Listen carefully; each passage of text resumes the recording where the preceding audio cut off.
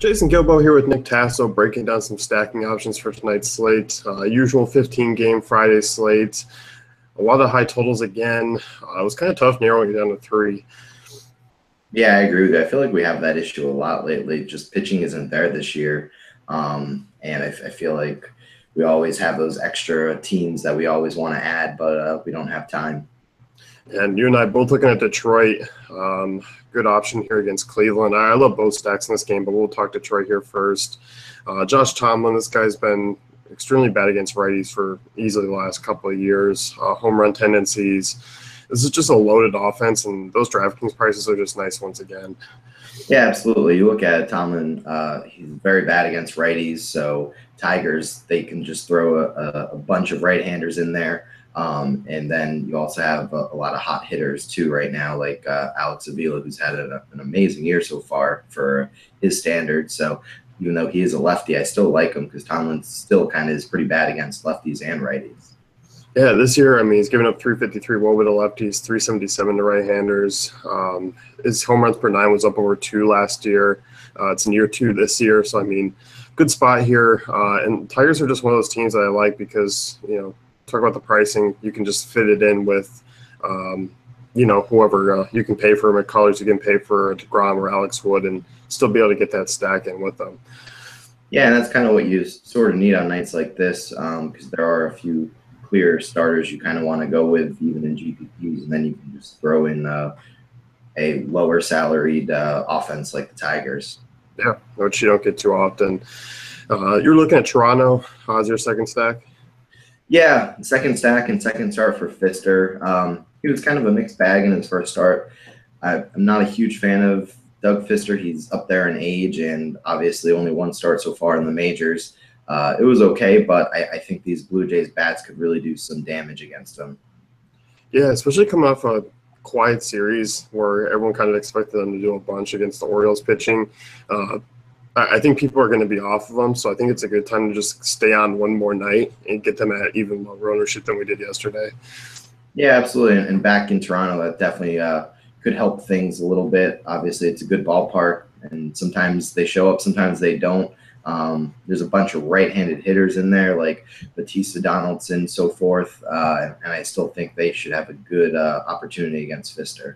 Yeah, I'm with you, and kind of like the Tigers. I mean, DraftKings doesn't have them that highly priced either.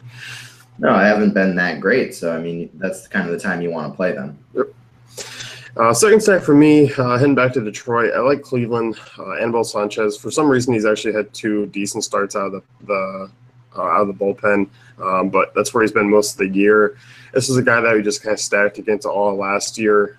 This year, much of the same. Hasn't worked out through the 2 starts, but I'm willing to keep going here, especially with Cleveland, who really 1 through 7, all in play for me. Jose Ramirez is the only one that I have issue with, just with that huge price tag. But overall, you look elsewhere. I mean, Lonnie Chisenhall is pretty cheap. Jason Kipnis, Francisco Lindor, all pretty cheap.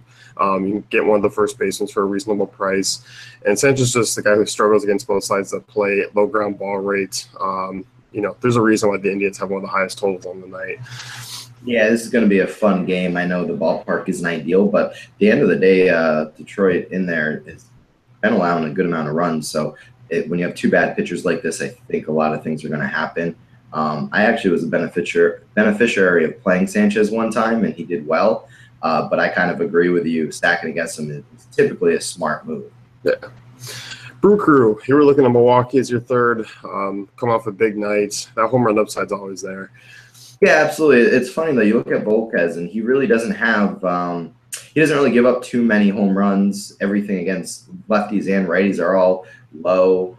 So, I mean, it's kind of hard to really predict a lot of home runs in this game, but at the end of the day, he still allows a lot of hits to both lefties and righties, and it's back at Miller Park, which definitely helps hitters compared to if it was in Miami Stadium. So I definitely like a lot of these guys here, especially Shaw. Now that Braun's back too, and even Thames can still do some damage.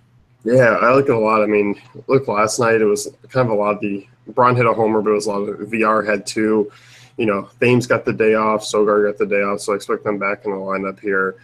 Yeah, I'm with you. I like the Brewers again. I don't even mind the opposite side of that. I mean, Miami's pretty cheap, and Matt Garza's not much better.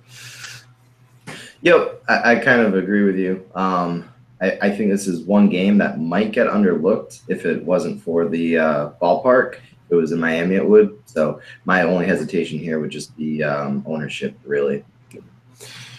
Third one for me, looking at Tampa Bay, looking in Baltimore, up over 85 degrees tonight, wind blowing out around 13, 14 miles an hour. That's not good. I mean, both these offenses, have been kind of down over the last few weeks, but Chris Tillman, this is a guy who's really struggled. He's allowed 10 home runs over his last 6 starts. 2 of those starts had 3 home runs apiece. So, I mean, the upside there is there for the taking for that team. His starts right now are going about 4 or 5 innings. He's allowing about 5.5 runs. If that's the case, I mean, you're going to get a Tampa Bay team that should jump out pretty hot. Yeah, absolutely. And this is, depending on where you're looking at, it's the highest run total of the night here in Baltimore. So I definitely agree with you. You look at Tillman, he's really been a shell of himself. He really only had that one good year. And ever since that, he's just been searching, trying to find something a little bit better. And he just can't come up with anything. And this Rays team, the name's value isn't there, but a lot of these guys have all kind of done so well so far this year, surprisingly, especially guys like Dickerson and even Logan Morrison. So there's a lot of potential there. Baltimore's a huge lefty favored ballpark, so I definitely like these guys here. Yeah, and you're not getting a Rays discount either. You're going to pay up to get them, so I think that'll keep ownership down a little bit. Yeah, that's the only thing that I haven't been a fan of with the Rays this year. I know we've talked about them a lot, but they've pretty much have held steady for price tags. Yeah, no movement at all. Like usually, we get some of these guys, and when they do struggle for like a week or so, they'll drop off. Like, we saw Bautista get down below 4K. I don't think Dickerson's been below 4K in like a month. No, it's been crazy. And even when they're in Tampa Bay, they're still priced high. So at least you're getting them priced high here. They're in a good ballpark against a bad pitcher. Yeah, so definitely worth that tag. One that did miss the cut for you, who are you looking at? If I had to go that way, I'd probably go, and this is only because it's Mike Pelfrey, but probably the Rangers. I know have not been good for the most part, but they still have a lot of power bats in there.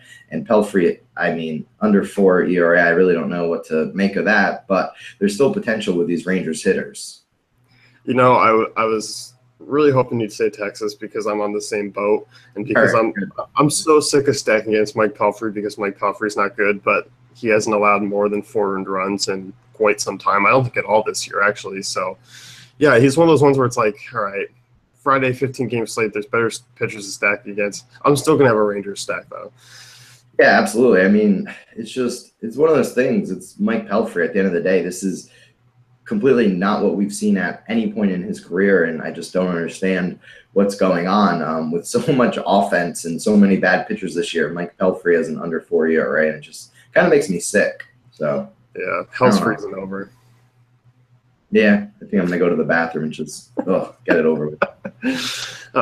That's gonna wrap it up here. You can head over to DaveFantasyCafe.com, check out your great tools and content.